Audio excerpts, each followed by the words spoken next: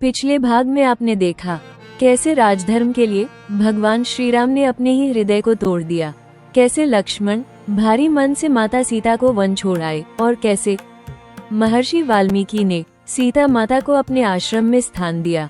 समय बीत चुका था। एक तरफ अयोध्या में भगवान श्री राम राजधर्म निभा रहे थे और दूसरी तरफ घने जंगलों के बीच एक माँ अपने बच्चों को देखकर मुस्कुराती थी, लेकिन हर रात चुपचाप टूट जाती थी। समय धीरे धीरे आगे बढ़ चुका था। लंका युद्ध, सीता त्याग और अयोध्या का वो दर्दनाक अध्याय अब वर्षों पीछे छूट चुका था, लेकिन कुछ घाव ऐसे होते हैं जो समय के साथ मिटते नहीं, सिर्फ मन के भीतर और गहरे उतर जाते हैं। वाल्मीकि आश्रम में अब फिर से जीवन लौट आया था। जहाँ कभी केवल मंत्रों की ध्वनि गूंजती थी, अब वहाँ दो नन्हे बालकों की हंसी सुनाई देती थी। लव और कुश। पूरा आश्रम उन दोनों से प्रेम करता था। दोनों बालक साधारण नहीं थे।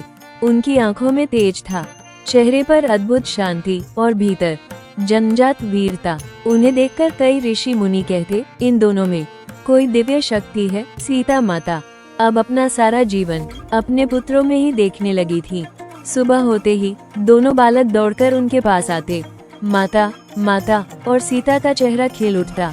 वे अपने हाथों से उन्हें भोजन कराती, उन्हें कहानियां सुनाती, उनके बाल सहवारती। लेकिन जब कभी दोनों खेलते खेलते हंसते तो अचानक सीता की आंखें भर आती, क्योंकि कभी लव की मुस्कान तो कभी कुश की आंखें उन्हें श्री राम की याद दिला देती थी। वे मन ही मन सोचती, यदि आज प्रभु यहाँ होते तो अपने पुत्रों को देखकर कितना प्रसन्न होते। लेकिन अगले ही क्षण वे स्वयं को संभाल लेती, क्योंकि उन्होंने अपने दुख को मुस्कान के पीछे छुपाना सीख लिया था। वाल्मीकि आश्रम का वातावरण अत्यंत शांत था। सुबह पक्षियों की मधुर ध्वनि, नदी का बहता जल, हवन की सुगंध और ऋषियों के मंत्र, पूरा वातावरण मानो देवभूमि जैसा लगता था।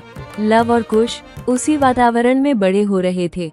वे प्रकृति से प्रेम करते थे, घंटों जंगलों में घूमते, घायल पशुओं की सहायता करते और ऋषियों की सेवा करते।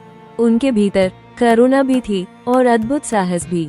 महर्षि वाल्मीकि जानते थे कि ये दोनों बालक साधारण नहीं हैं, इसलिए उन्होंने बचपन से ही उन्हें धर्म, नीति, शास्त्र और वेदों की शिक्षा देना प्रारंभ कर दिया।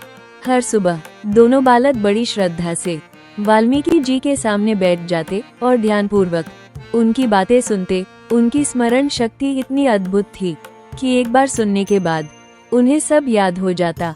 कभी कभी वाल्मीकि जी स्वयं आश्चर्य में पड़ जाते। उन्हें ऐसा लगता मानो स्वयं समय फिर से इतिहास दोहरा रहा हो। धीरे धीरे दोनों ने धनुर्विद्या सीखनी भी शुरू कर दी। छोटी सी आयु में ही उनका लक्ष्य अचूक था। वे चलते हुए पत्तों को भी तीर से भेद देते थे, कभी पेड़ की सबसे ऊंची शाखा तो कभी दूर बहते जल पर तैरता पत्ता। उनका निशाना कभी नहीं चूकता था। आश्रम के ऋषि मुनि उन्हें देखकर आश्चर्यचकित रह जाते। कई बार उन्हें ऐसा लगता मानो बालक लव में श्री राम की झलक है और कुश में लक्ष्मण का तेज।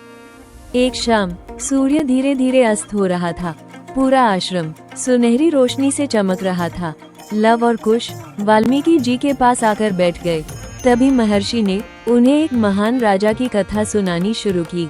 अयोध्या के महाराज मर्यादा पुरुषोत्तम श्री राम की कथा। जैसे जैसे कथा आगे बढ़ती गई, दोनों बालकों की आंखें चमक उठी। वे राम की वीरता सुनकर रोमांचित हो जाते, हनुमान की भक्ति सुनकर प्रसन्न हो उठते और माता सीता का त्याग सुनकर उनकी आंखें नम हो जाती। उन्हें नहीं पता था कि जिसकी कथा सुनकर वे गर्व महसूस कर रहे हैं वही उनके अपने पिता हैं। कथा समाप्त होने के बाद कुछ देर तक पूरा वातावरण शांत रहा।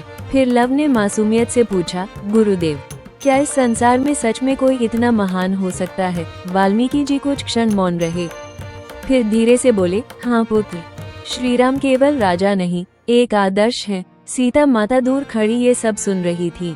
उनकी आंखें भर आईं, क्योंकि आज पहली बार उनके पुत्र अपने ही पिता की प्रशंसा कर रहे थे।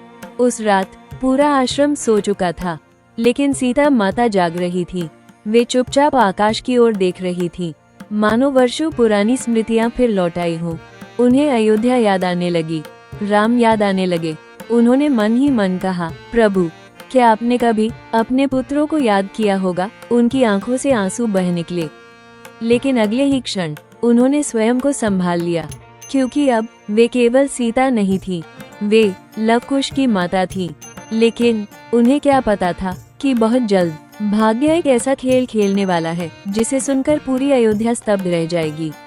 उधर अयोध्या में भगवान श्री राम एक महान यज्ञ की तैयारी कर रहे थे और इधर वन में उनके अपने पुत्र धीरे धीरे इतने शक्तिशाली बन रहे थे कि भविष्य में पूरी अयोध्या की सेना को चुनौती देने वाले थे। क्या होगा जब पिता और पुत्र पहली बार आमने सामने आएंगे?